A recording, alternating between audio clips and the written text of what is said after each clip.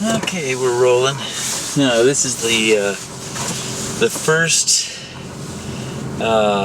video log, first Rogs Log right here. So I'll tell you what, last night I was doing hot yoga and the instructor Sandy Smith had it unusually hot, and near the end of the session I was just drained, and all I could do is just hold the positions, not really push into them, you know. It's kind of unsatisfying. And then I was also feeling nauseous. Well, that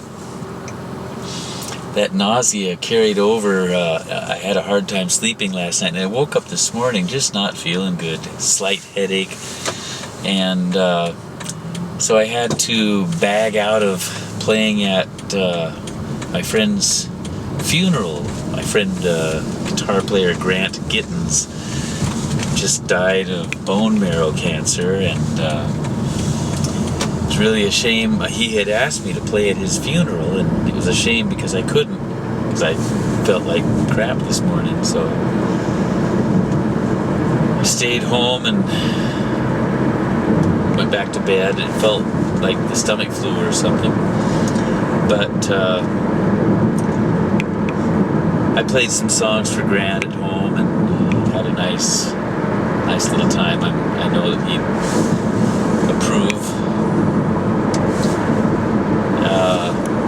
So sorry, Grant, that I couldn't be at your funeral, but I'll surely be at the gathering of musicians that come to play in your honor on Monday. This is Friday, January 22nd, and it's one of those kind of days where I don't feel particularly photogenic, but you know, a log is a log. And now I'm in Monroe, Washington, live here with my girlfriend Linda, and we've been together a year and 3 months as of today, which is a big deal to me because we're really happy together, really enjoying each other, and we have a lot of fun. She's a smart girl, and so of course that's a good juxtaposition to whatever it is that I am. And we're going to go down to the Highway 99 Club in Seattle tonight and see Ravenswolf with Nick Vigorino. Nick Vigorino is just a monster slide guitar player, and I was really honored to have him at a concert I put on earlier this decade, one of the Pray for Love concerts, and he was phenomenal. I've got some good video footage of him that one of these days will see the light. Talking about seeing the light, I just had some film digitized, just got it yesterday, of Heart's European tour in, I think it was November, December 1975. So all you Heart fans will really, there's some good stuff there. You're going to like it. So feeling better now. It's 2:30 in the afternoon. Kind of almost feeling normal. See, there's a place on the way to the Dome. I'm working out of a really nice geodesic dome recording studio in Duval,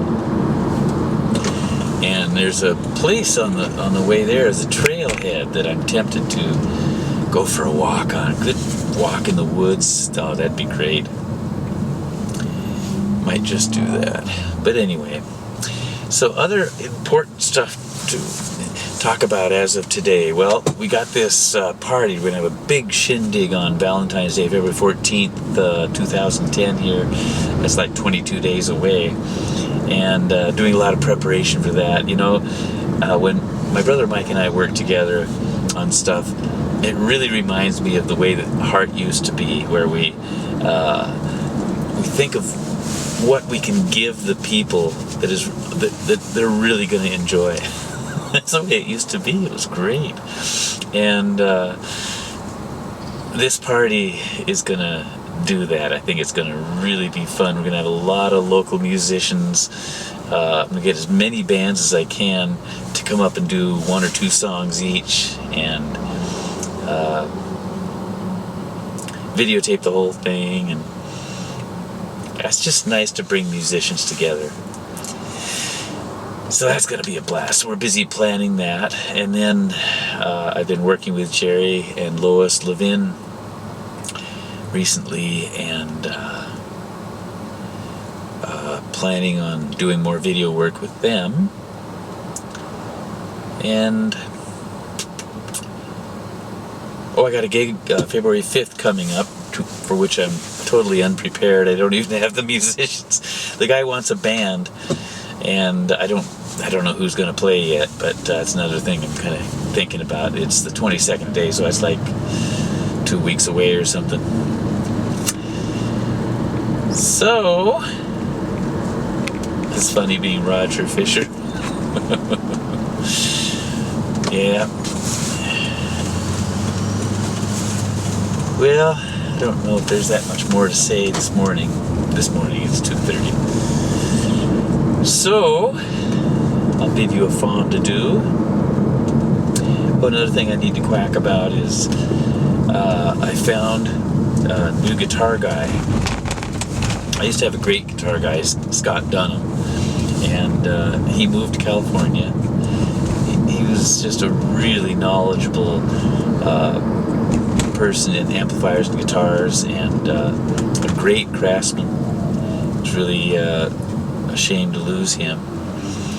But now I've got Andy Hogg, based out of, I don't know if that's called Redmond or Bellevue, but really knows his stuff. Studied under, I think it's Dan is the first name, Dan Earlywine, who's one of the most respected luthiers in America. And he really knows his stuff. He's lucid, really seems honest and fair, and doesn't charge too much. And I'm going to give him a lot of business. I'm so excited to get a couple guitars back tomorrow, all set up so they're just playing sweet. And yeah, being a guitar player, it's any of you who are wives or girlfriends of guitar players, you know that you know that your boyfriend or husband is just absolutely taken by guitar. We live and breathe it. We think about gear all the time. If we talk, if it's like a 3-way out to dinner where you're with your husband or boyfriend and his guitar friend, you can forget about any kind of conversation with them because they'll just quack about gear and stuff. But yeah, it's a very interesting trade, because it's not a trade, it's an art. It's an art that, if you are fortunate, you can turn into a trade and make some money at it, but it's not easy to do that. I mean, there's trade-offs all over the place. The better you get at making money at it, it seems sometimes the more the art can suffer. When we were out on the road with Hart, playing all the time, I had hardly any time to practice or write. So me and DeRoche would go down to sound checks, and we'd shred for as long as we could. We wrote a few songs doing that. We wrote Mistral, wrote Barracuda. But yeah, it's tough. I could probably be a much better player if I went out and played more often, but I've not mentally decided it, but it just kind of was decided for me over the years, because just being a guitar player, that's just not enough. I would gladly sacrifice being this whiz player that can play a lot of notes real fast. I'd gladly sacrifice that to be also a videographer, still photographer, producer, engineer, and author, and be able to combine those elements into something that people are really going to like. So I'd rather be a jack of all trades, I guess, than a master of one. But then I can say that the master of the trade that I master at is the combination of all those things. And even though I'm not good at any one, super good at any one of them, I can take all those skills and make something good out of that. Theoretically, that's the goal. So anyway, it's fun blabbing to you, and I hope you've enjoyed this number 1 edition of Rogs Log. And I can't imagine it being interesting for too long, so I'll sign off now and wish you well. It's a great day. It's another great day. You know why? Because I'm alive and I've got fingers and hands that work. I can see, I can smell, I can taste. I can choose every second. I can choose that I'm going to be happy and I'm going to rise above whatever junk is trying to take me down. It happens to us all the time, doesn't it?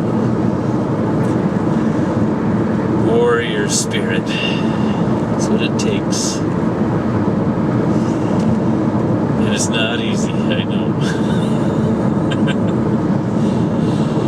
Keep that warrior spirit. Keep your love alive, baby.